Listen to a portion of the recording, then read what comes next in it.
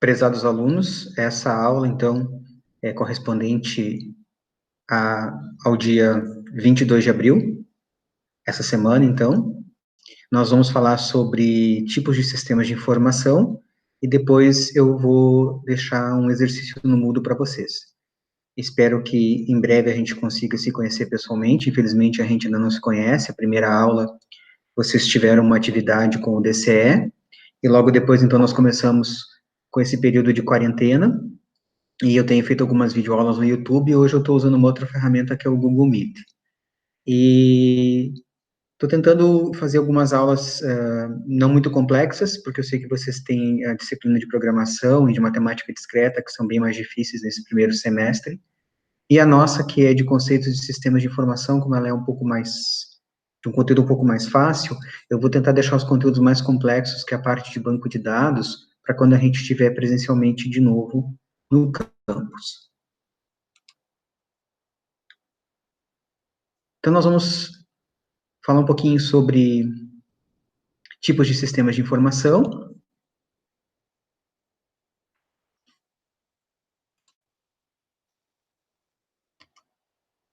Lembrando, né, que a gente comentou já numa outra aula, e que tem muito a ver com programação, que vocês estão estudando com a professora Nara. Um sistema de informação, ele tem as 3 etapas básicas: entrada, processamento e saída. Então, os dados, eles podem vir de fora do sistema, parte da entrada, eles são processados para que a gente consiga gerar algum tipo de resultado, e na saída eles são mostrados para o usuário. Por exemplo, eu vou fazer um algoritmo, um programa em C, o usuário entra com os valores pelo teclado, eu faço os cálculos, que é o processamento, e eu mostro a resposta na tela, que é a saída. Tem um outro exemplo, né? Escanear etiqueta com código de barras, quando eu faço uma compra no supermercado, por exemplo, isso é um procedimento de entrada. Calcular o salário na folha de pagamento, isso é um processamento. Emitir um relatório é uma saída. Além dessas 3 etapas básicas, que tem muito a ver com o algoritmo, quando eu trabalho com sistemas de informação, eu tenho mais 2 etapas que são importantes. Armazenamento, que tem muito a ver com banco de dados, guardar os dados para depois poder gerar informações para os meus usuários, e controle, algum tipo de controle para as pessoas que vão usar o sistema para poderem gerenciar os seus negócios, os seus serviços. Então, por exemplo, ali no armazenamento, manter registros sobre clientes, empregados e produtos, ou, por exemplo, manter registros sobre os nossos alunos matriculados no FSM, e controle. Ali tem um exemplo: gerar sinais audíveis para indicar entrada adequada de dados de vendas. Por exemplo, quando eu vou no supermercado e a operadora ou operadora de caixa passa o código de barras no scanner, sempre que aquele código é lido corretamente, tem um sinal audível. Tá? Então, isso é uma forma de ter um tipo de controle num sistema de informação. Então, nós temos entrada, tudo que envolve trazer dados de fora do sistema para dentro do meu sistema. Toda a parte do processamento, que é a parte mais complexa que nós programadores temos que fazer, né? Como é que eu pego todos esses dados de entrada, aplico em fórmulas, em regras de negócio, para gerar resultados para o meu usuário final. A saída, mostrar a resposta pode ser mostrada na tela, pode ser um relatório, pode ser enviar um e-mail, pode ser uma mensagem de WhatsApp. Então, resultados que eu vou mostrar para o meu usuário final. Armazenamento, guardar os dados. Nós vamos estudar nessa disciplina também um pouco de banco de dados, que vocês vão aprofundar mais adiante nas disciplinas de banco de dados 1 e 2. Então, como eu armazeno informações, dados, para gerar informações posteriores. E aqui eu tenho um exemplo que já fala um pouquinho de banco de dados. Então, quando eu começo a falar sobre armazenamento de informação e eu falo sobre um banco de dados, uma base de dados, eu tenho alguns nomes que nós vamos usar no curso todo: campo, registro, arquivo ou tabela, e o banco de dados. Por exemplo, campo, eu vou guardar o nome de uma pessoa, o nome de um aluno, a idade, a data de nascimento, o telefone, o e-mail. Isso é um campo ou field. Um registro é uma coleção de campos. Por exemplo, eu tenho os dados cadastrais dos alunos do FSM, isso é um registro.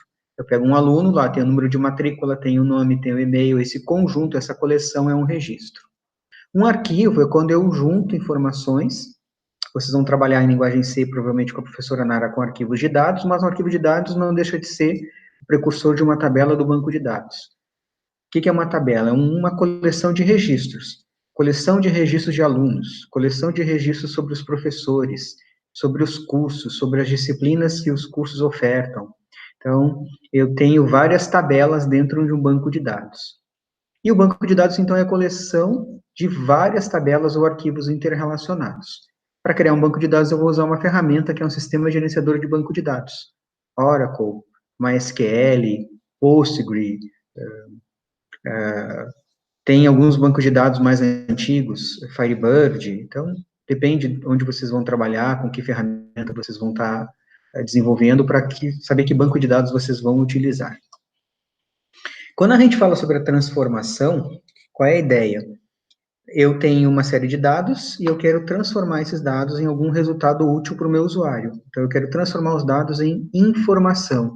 Eu vou organizar, eu vou analisar, vou manipular, vou fazer cálculos, comparações, separações, classificações. Por exemplo, eu quero fazer o diário de classe da minha disciplina. Eu vou ter que pegar todos os dados dos alunos que se matricularam na minha disciplina e eu vou colocar em ordem alfabética. Então, isso é uma forma de classificar. Então, um gerente de vendas quer saber qual é a quantidade ou o valor em reais de vendas de cada região. Isso é separar as vendas por região. Ou ele quer ver isso separado por vendedores. Então, tudo isso é o nosso trabalho de desenvolvedores, das pessoas que vão trabalhar com sistemas de informação. Pegar todos os dados que estão armazenados e gerar informações úteis para os nossos usuários. E os usuários que vão dizer que tipo de informações eles precisam. Então, um exemplo. Quando eu falo, por exemplo, sobre um sistema que controla vendas, né? Então, eu tenho lá dados sobre compras que os clientes fizeram. Eu posso somar para gerar um resultado total das vendas.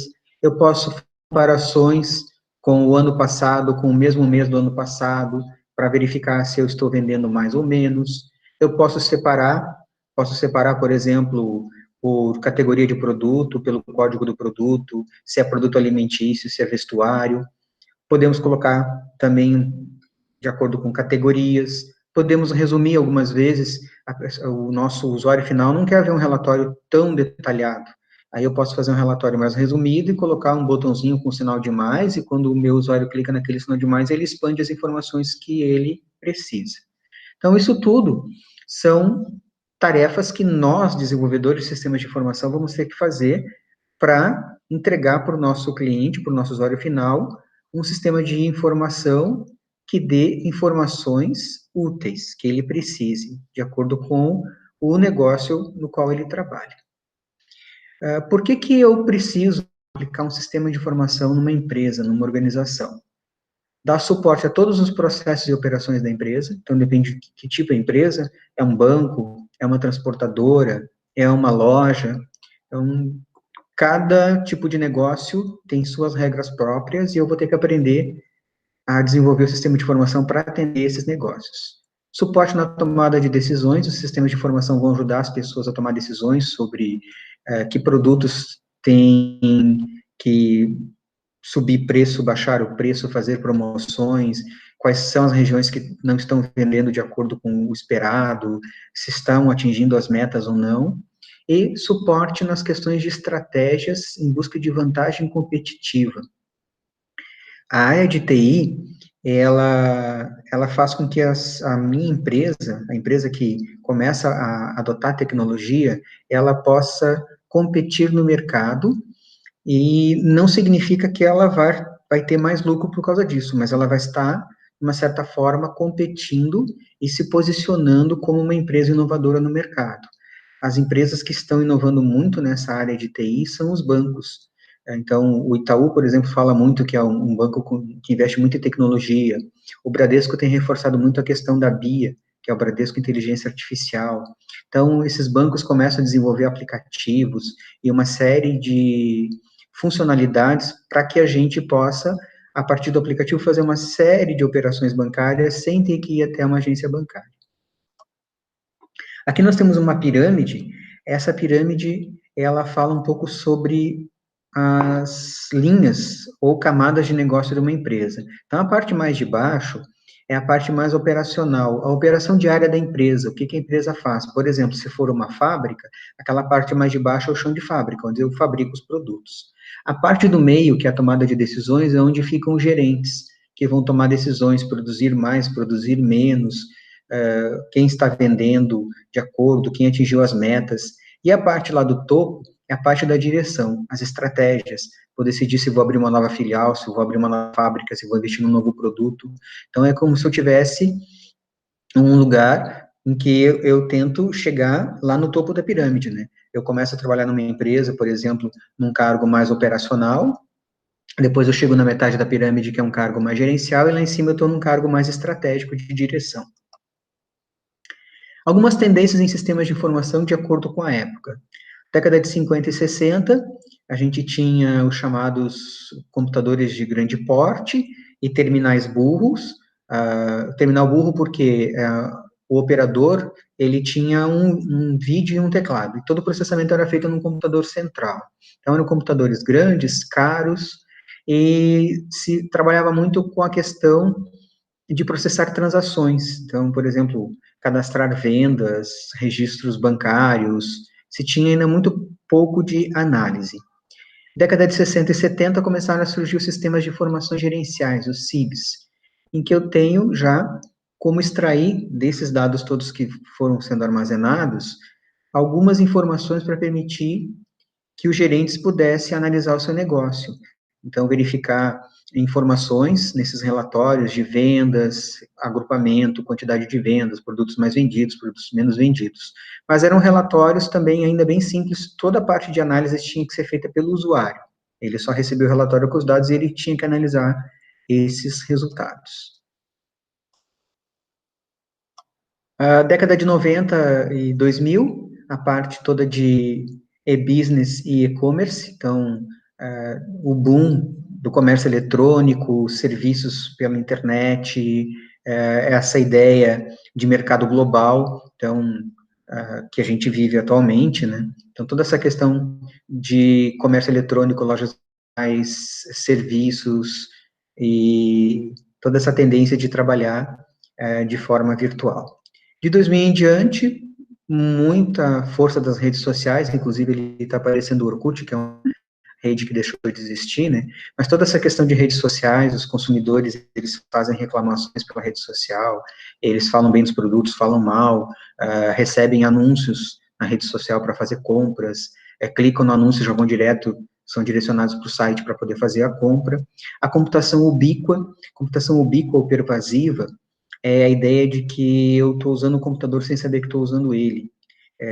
Então, por exemplo, eu entro no shopping e eu estou com meu celular e tem uma loja que tem uma promoção e eu recebo uma mensagem dessa loja me dizendo que tem essa promoção. Então, isso é a ideia de computação ubíqua. Tem outros exemplos também, né? Computadores vestíveis, relógios. Então, tem até uma proposta de alguns designers de fazer roupas, e essas roupas serem tecnológicas, então tudo isso tem a ver com essa ideia de computação ubíqua ou pervasiva. O e-business, que seria a ideia de negócio eletrônico, ele é uma coisa maior do que o e-commerce, né? Então, eu posso ter uma empresa que faz venda para os seus consumidores, que é o comércio eletrônico, mas também faz os seus processos de negócios, a sua interação com os seus fornecedores também de forma virtual. Então, à medida que eu vou vendendo produtos, o meu estoque vai sendo reposto automaticamente, porque eu tenho um sistema integrado com os meus fornecedores, e isso é um negócio de e-business. O e-commerce, compra, venda, marketing, assistência a produtos, serviços, isso tudo é comércio eletrônico. Às vezes, a empresa não tem um site que vende produtos. Ela tem, por exemplo, um catálogo, um hotel tem fotos mostrando os tipos de quartos que as pessoas podem reservar, eu consigo acessar o catálogo de produtos. Isso não deixa de ser e-commerce, mas não tem a venda. O que a gente mais conhece é a loja virtual, né? Quando eu falo e-commerce, eu penso, tem que ter a venda. Não necessariamente, então, o conceito de e-commerce não significa que eu estou vendendo pela internet. A parte de marketing, de divulgar a minha marca, de eu estar posicionado na internet, as pessoas encontrarem a minha marca, também é e-commerce. Falando sobre os tipos de sistemas de informação, então aqui nesse organograma nós temos o lado esquerdo, a parte de apoio operacional e o lado direito, apoio gerencial. Voltando naquele exemplo da pirâmide anterior, apoio às operações é aquela parte mais de baixo da pirâmide. Gerencial é quando eu vou subindo na pirâmide, gerencial e estratégico. Então, nós temos SPT, Sistemas de Processamento de Transações, Sistemas de Controle de Processos, Sistemas Colaborativos ou Cooperativos, Sistemas de Informações Gerenciais, que são os SIGs, SADs, que são Sistemas de Apoio à Decisão, e o CIE, que é Sistemas de Informação Executiva. A gente vai ver um pouquinho de cada um deles. Sistema de Controle de Processos. Então, por exemplo, controlar a produção de uma fábrica, controlar a questão toda de uma refinaria de petróleo, controlar toda a geração de energia numa hidrelétrica.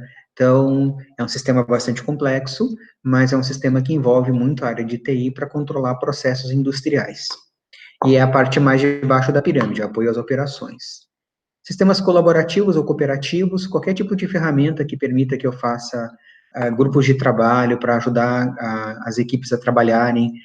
Agora mesmo nós estamos, né, remotamente trabalhando como professores, então ferramentas que permitam que trabalhe de forma remota, Moodle, Google Meet, YouTube, e-mail, chat, videoconferência, isso tudo tem a ver com colaboração e cooperação.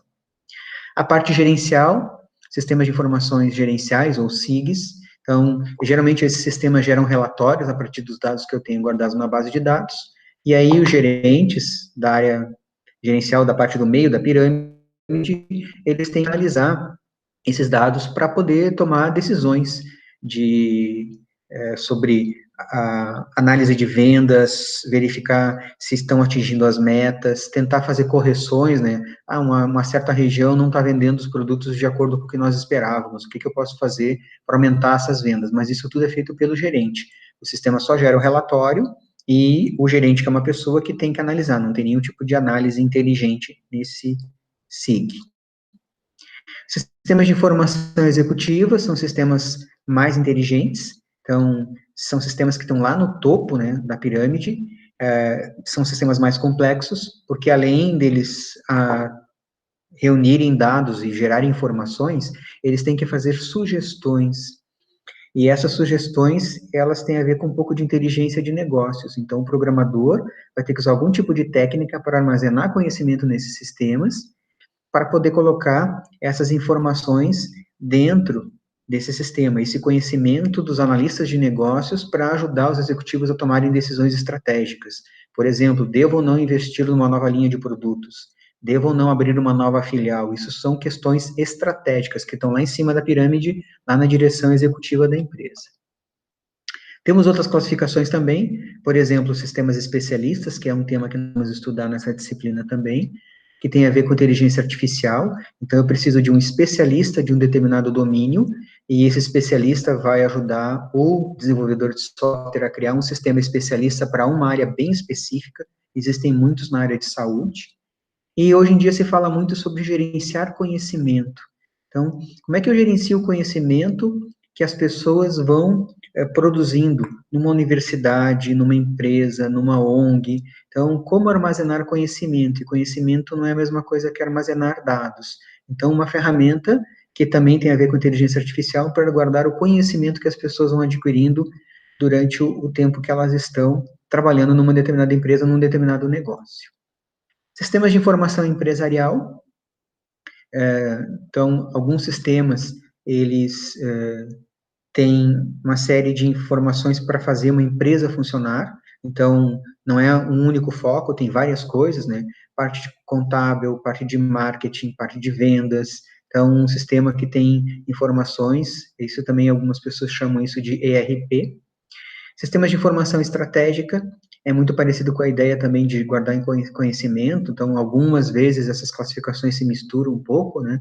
Mas se fala de estratégia, tem a ver com o topo da pirâmide. Então, sistemas desenvolvidos para diretores, para a presidência, para a parte estratégica das empresas que precisam guardar conhecimento para ajudar esses administradores a tomarem decisões estratégicas.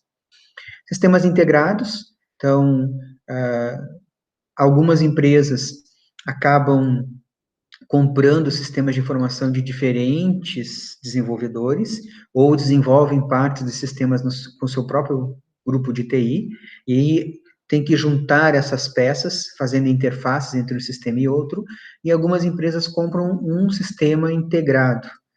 A SAP, por exemplo, que é uma empresa que vende sistemas integrados, que é uma multinacional, trabalha nessa linha. Antigamente a SAP trabalhava só para empresas grandes, agora também trabalha para médias e pequenas empresas.